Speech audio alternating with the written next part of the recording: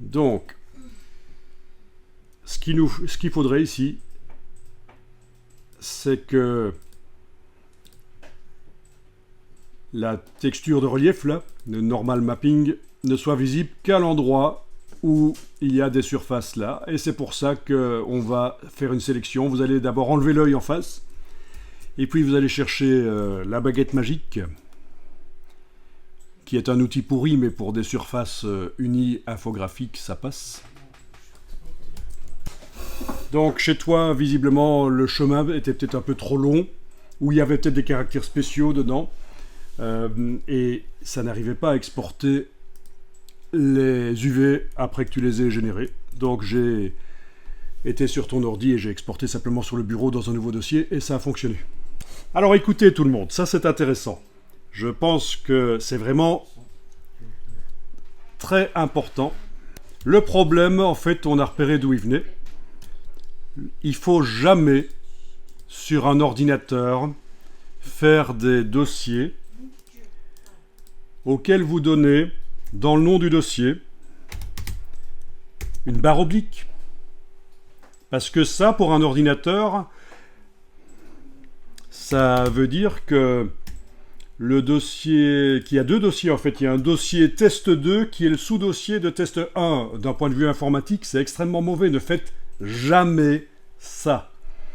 Donc pourquoi tu n'arrivais pas à exporter, c'est à cause de ça. Alors sur un Mac, ça peut encore passer, mais malgré tout, on a vu que Dimension, il buguait là-dessus. Voilà, donc tout le monde doit vraiment faire attention à ça. Donc on en était ici. Donc voilà, on en était ici, baguette magique, et on va sélectionner les surfaces sur lesquelles on veut voir le motif de surface. Voilà. Donc évidemment, c'est pas évident de savoir à quoi correspond ceci ou ça. Il y aurait un système pour le connaître. Hein. C'est le système que je vous ai montré avant, c'est à ça que ça sert. On affiche ça dans Photoshop, on affiche la même chose dans Dimension sur l'objet et on compare et on voit à peu près à quoi le déploiement UV, à quelle partie du déploiement UV correspond à quelle partie de l'objet 3D. Ici, je vais juste faire ceci. Clic. Alors oui, attention, pour que la baguette magique fonctionne, le calque n'a aucune importance, justement parce que ici, dans les options de la baguette magique, j'ai coché échantillonner tous les calques. Et alors pixel contigu est coché aussi, c'est important. Sinon ça va sélectionner tous les blancs de l'image. Il faut que ceci soit coché. Et ça parce que je suis sur un calque qui n'est même pas affiché, mais malgré tout ça arrive, ça tient compte de tous les calques. Donc premier clic, ensuite shift clic, voilà, sur les autres surfaces. Je vous rappelle qu'avec la touche verrouillage majuscule sur le clavier, vous avez le pointeur précis, ça peut aider. Voilà. Et ceci aussi, voilà. Alors ceci, à quoi ça correspond? Est-ce que c'est le bord supérieur? Ouais, je peux peut-être le prendre aussi, on va voir.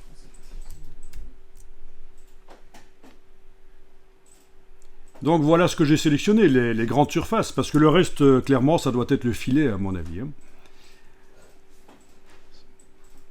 C'est du n'importe quoi.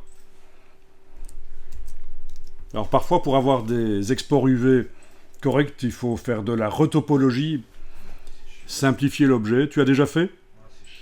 Ah, mais oui, mais sauf que maintenant, l'intelligence artificielle permet de le faire de plus en plus de manière automatique.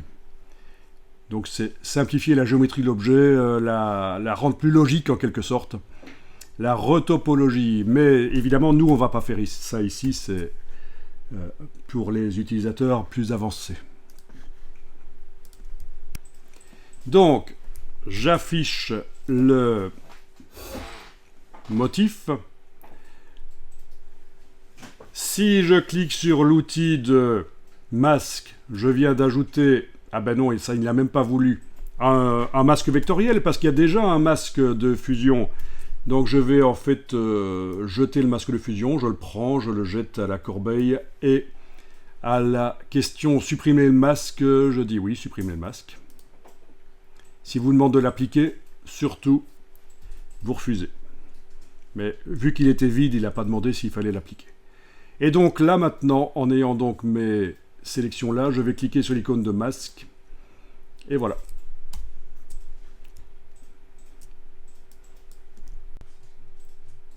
L'échelle du motif, dans un premier temps, on va le laisser comme ça.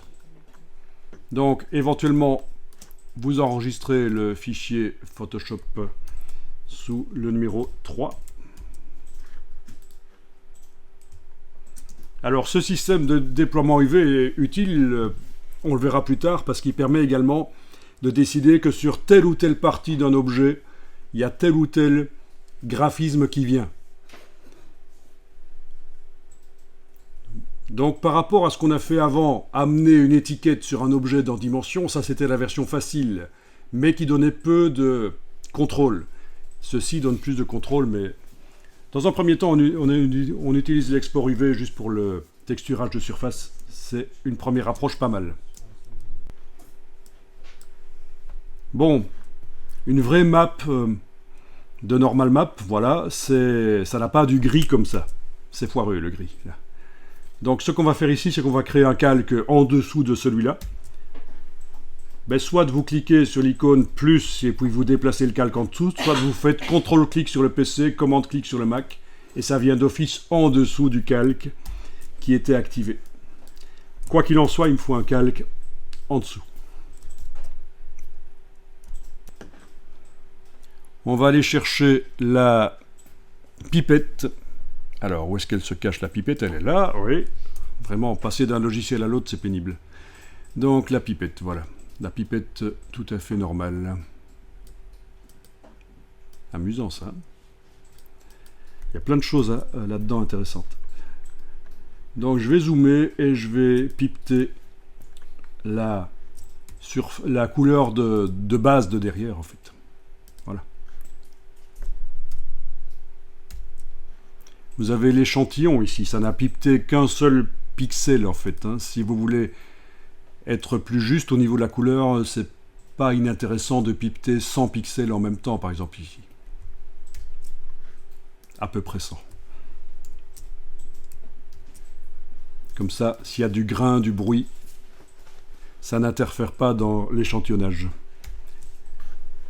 Voilà, et puis là, il suffit de faire Alt-Delete pour remplir le calque d'arrière-plan avec la couleur... le calque ici, pour remplir le calque ici avec la couleur de premier plan. Alt-Delete, sinon vous faites Édition, Remplir, avec couleur de premier plan, et c'est bon aussi.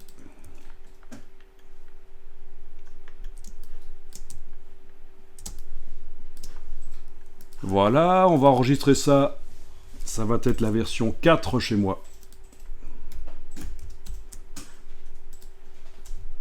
On retourne dans Dimension. L'objet est sélectionné. On est en train de modifier sa texture. On va sur la partie normale. Et on indique le fichier qu'on vient d'enregistrer.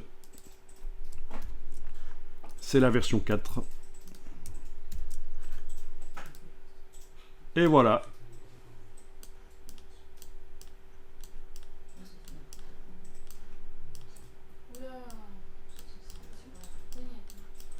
Et il y a encore un petit truc à faire.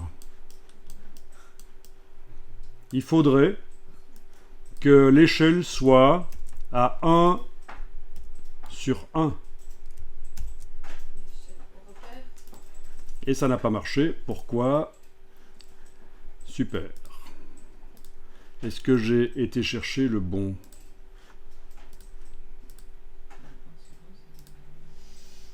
C'est mieux, mais c'est toujours pas ouf, quoi. Bon voilà, ça fonctionne. Pour une raison que j'ignore, le PSD ne passait pas. Donc j'ai dû faire ceci dans Photoshop. Fichier, enregistrer une copie. Et j'ai fait une version JPEG. Et là c'est passé. Donc version JPEG ici, copie.jpeg, d'accord, je l'avais déjà faite. Hein, donc, et en ayant l'objet sélectionné ici, la texture, vous allez jusque donc la normale ici, le dossier, il faut pointer le JPEG, et là ça devrait passer. Et vous devez mettre absolument la... Sinon ça fait n'importe quoi, comme ça. L'échelle à 1 sur 1, là il n'y a pas le choix. Voilà. Bien. Le motif, il est énorme. Mais c'est pas grave qu'il soit énorme, on avait dit qu'on y allait le modifier après dans Photoshop. Enregistrer le fichier dimension. Voilà.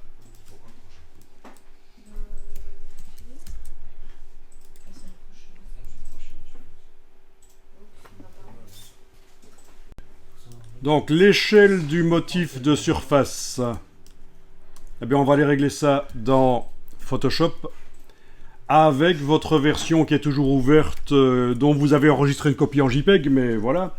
Il va falloir aller double-cliquer sur le cal de remplissage de motif à cet endroit-ci et jouer sur l'échelle du motif ici. Voilà, pour le faire plus petit ou plus grand, à vous de voir.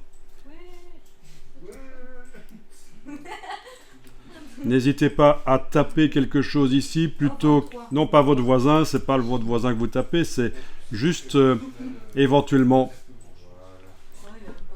taper un chiffre pour que ce soit plus petit. Ok, voilà.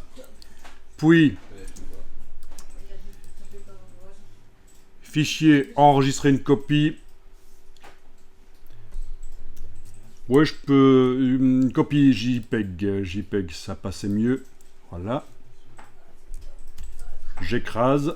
Éventuellement, ce que j'ai fait précédemment. Voilà, ok, ok. N'oubliez pas de la deuxième boîte d'enregistrement JPEG qui vous demande de valider la précision JPEG.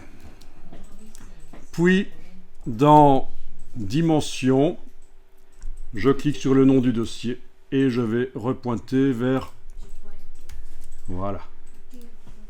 Et voilà, on a la surface comme on veut. Mais c'est pourquoi il y a une ligne lisse. Donc pourquoi est-ce que dans ce cas-ci, la map doit être appliquée absolument à l'échelle 1 sur 1? Mais c'est parce qu'elle recouvre l'objet tip-top au pixel près, parce qu'elle est prévue là, voilà, pour l'objet. Donc ça, c'est vraiment toute la surface de l'objet qui est sur la map.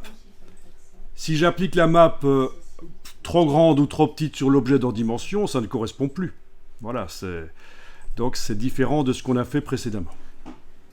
J'espère m'être fait comprendre. C'est vraiment comme un manteau taillé pour l'objet, quoi, la normal map qu'on a exporté dans Photoshop en quelque sorte.